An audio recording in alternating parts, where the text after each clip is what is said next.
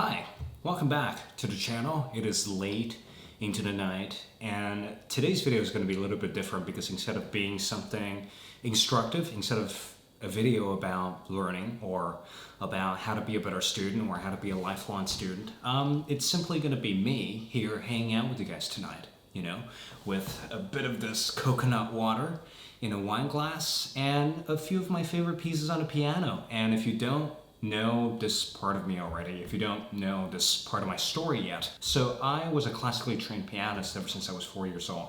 So apparently my mom had this instinct of me having some sort of a musical talent, so she kicked me into music academy when I was 4. And the next, that's like the next decade in the academy.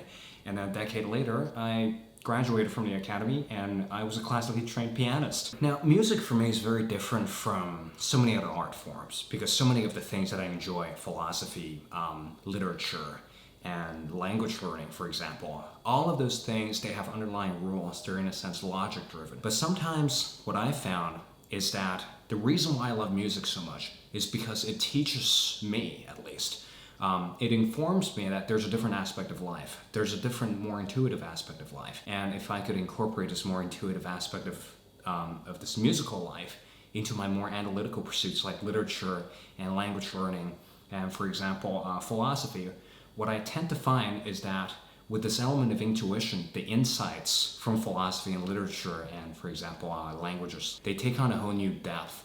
They take on a whole new spirit because I realized that there's an intuitive element to even the most academic matter. So tonight I just want to share a few pieces that I've particularly enjoyed playing, some of my favorite pieces on the piano, and just sit back and relax and let's have a good night together. So the first piece is kind of like this piece that I've played many times when I was in the academy, when I was like just getting to the stage, when I could, play a certain tune. I tend to gravitate towards this tune because it is simply so elegant and simply so satisfying to play. And this one's actually a Beethoven's, and it goes something like this.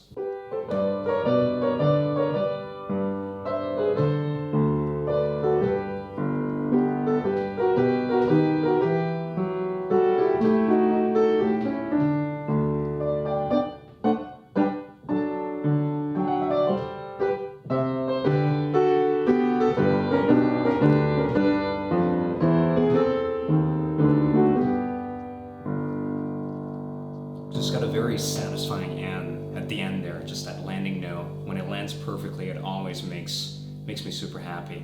This is a piece of criticism that I got from my piano teacher a lot, which is that you're so good at capturing the emotions, but sometimes I ignore the technicalities. So sometimes I make little mistakes here and there when I'm playing the piece, but when I'm playing at least, I tend to want to capture that emotional essence of the piece, and I don't exactly want to focus on the nitty-gritties too much, and that gets me into trouble sometimes. But right now I'm out of the academy, I can play however I want, so I still have that sort of technical difficulties that I'm kind of struggling with. And I think most of you guys will be familiar with this next one because it is played absolutely everywhere.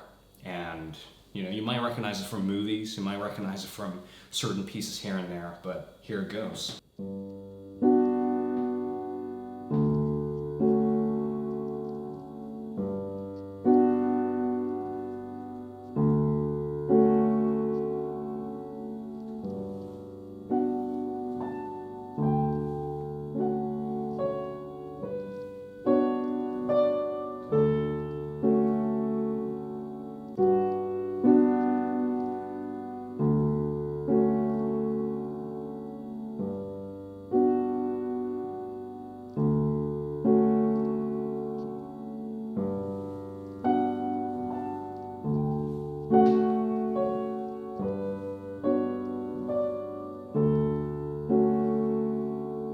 So here I wouldn't really bore you with the rest of the piece, but that one is a prime example, in my opinion, like a distinguishing piece between beginner pianists and like pianists that are a little more experienced. On a musical level, if you read the sheets of this Satie piece, the notes are extremely simple. The notes are extremely intuitive, and the chords are it's simply one note and then another chord. One note and another chord. It's a very simple piece, very simple beginner piece. But to really capture, should I say, the essence of this piece, the tempo, the music, and how much weight you put on put on each chord and how long of a gap you need between each chord. Well, that takes, years of calibration and practice to really, get that subtle distinction going. For me, music is a language. The more you dabble in the language, the more you get involved with the language, the more of these subtleties that you can pick up. And these subtleties in languages, they aren't necessarily taught in schools. And that's where I have to tell you a little bit about today's video sponsor,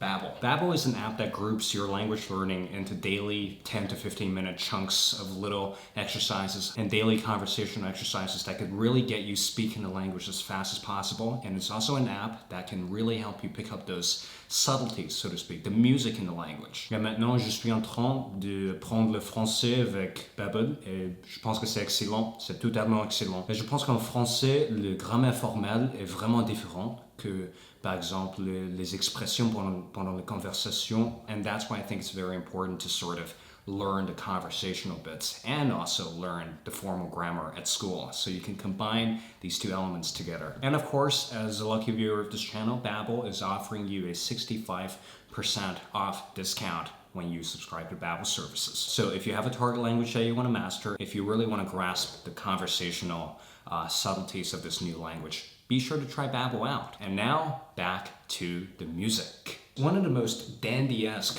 musicians ever, one of the most, should I say, musician that has like the most fiery personality might have been Mozart. And a Mozart piece sometimes really does my head in, especially the sonatas. But here's simply one of my favorite pieces from Mozart, and this is a very familiar tune. I'm trying to play familiar tunes so all of you guys sort of understand what I'm playing.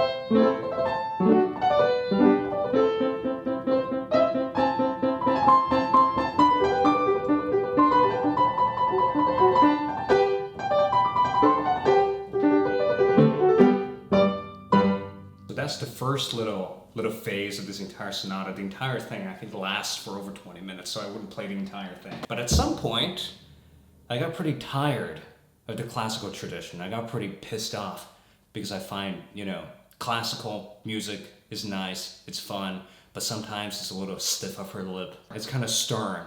It's not free.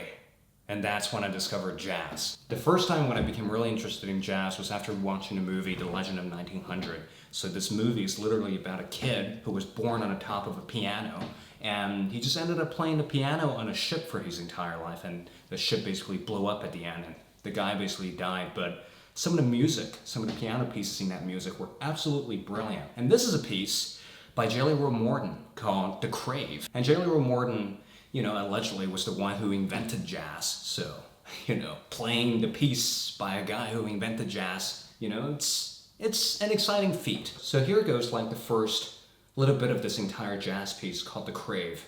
And it's simply one of my favorite pieces of all time. It's full of emotions, and it's full of these explosive notes and full of like passion.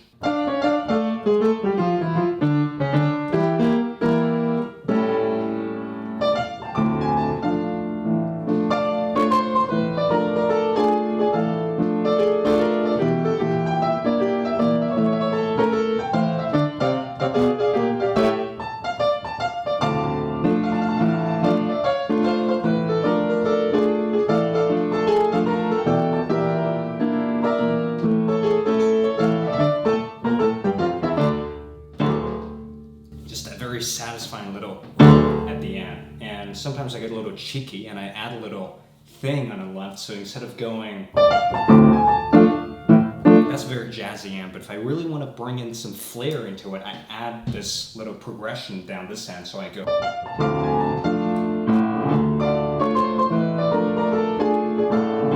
So that makes it very much more flamboyant, like a dandy playing it instead of a stiff jazz musician playing it. So in a sense, that little piece led me to practicing, other pieces by Jelly Roll Morton. So basically morphed into ragtime, like something like this.